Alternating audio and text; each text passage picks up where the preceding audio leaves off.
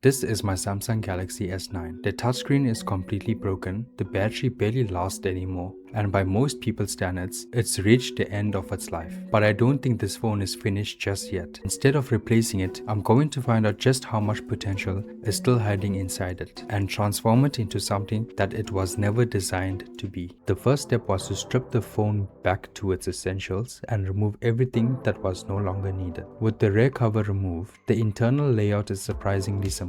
The motherboard sits at the top, the speaker assembly is at the bottom, and in the center is the original battery. After years of use, this battery simply isn't what it used to be. It no longer holds a charge to make the phone practical for everyday use, so replacing it was going to be one of the biggest parts of this project. This small circuit attached to the battery is the battery management system, or BMS. Its job is to communicate with the phone and safely manage charging and power delivery. Without it, the phone simply won't operate correctly. At first, I considered reusing another Samsung battery from a Galaxy S21 Ultra, but even that felt more like a temporary fix rather than a real solution. So I decided to try something more ambitious. Inside an old power bank was a 10,000 mAh battery, nearly 3 times the capacity of the original Samsung S9 battery. Side by side, the difference is almost ridiculous. And you're probably wondering, how is something this large ever going to fit inside a phone? Well, that's where things start getting interesting. Before wiring in the new battery, I wanted to try something a little simpler. My first idea was to power the phone directly using a USB cable connected to the original battery management system.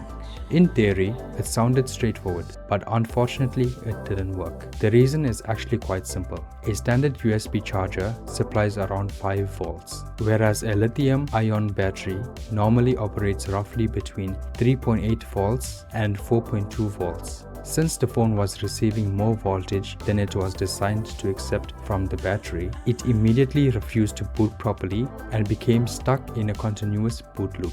So there was only one real option left. The new battery had been connected through the original battery management system, allowing the phone to receive exactly the voltage it was expecting. And thankfully, it worked. The phone powered on without any issues, and for the first time, the larger battery was successfully running on the Galaxy S9. For now, I simply taped everything together so I could continue testing before designing a proper enclosure. Of course, there's still one major problem. The touchscreen is completely dead, making the phone almost impossible to use on its own. But that problem is about to become much less important. With the battery side of the project finally working, it was time to answer the biggest question of all. Could this actually replace part of my computer? The only thing needed to find out is a simple USB-C to HDMI adapter. One end plugs into the phone, while the other connects directly to a monitor. Many of these adapters also include USB ports, making it possible to connect a keyboard and a mouse at the same time. They are inexpensive,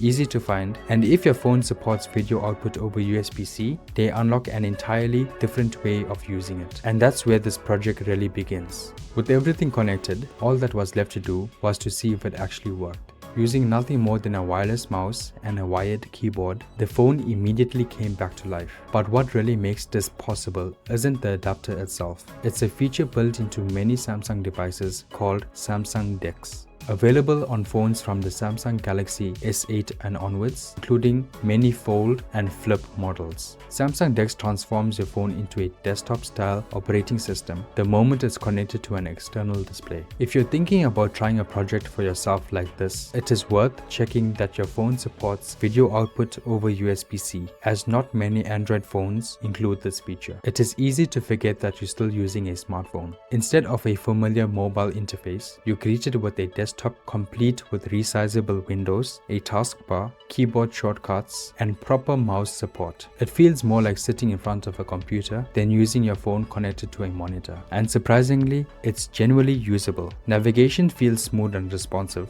apps open quickly, and using a mouse and keyboard feels completely natural. I was even able to play some games, and despite all the hardware inside the phone, the experience was far better than I expected.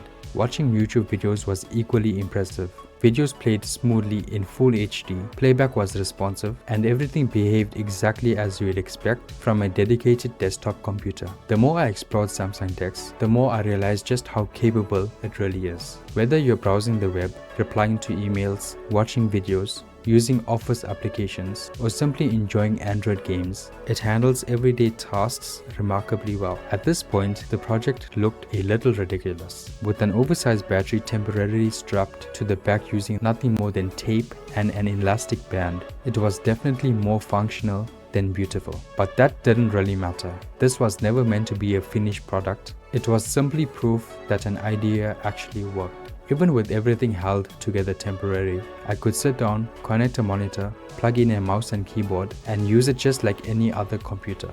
And if I disconnected from the monitor, the phone still functioned exactly as it normally would. I could install apps from Play Store, browse the internet, watch videos, and use Android exactly as before. But Samsung DeX is what completely changed my perspective. It wasn't just mirroring the phone screen onto a monitor, it was transforming an old phone into something with an entirely new purpose. And for me, that was the moment this stopped feeling like an old Samsung S9 and started feeling like a real desktop computer. If there's one thing this project taught me, is that old technology doesn't become useless overnight. Sometimes all it needs is a different purpose. This Galaxy S9 may have started its life as a smartphone, but it ended up becoming something completely different. And honestly, I think this is only the beginning. Over the next few weeks, I will be building more projects just like this, from transforming forgotten gadgets into something genuinely useful to designing products that probably should have existed in the first place. So if that's something you would like to see, consider subscribing. I would love to have you along for the journey. Thanks for watching, and I'll see you in the next one.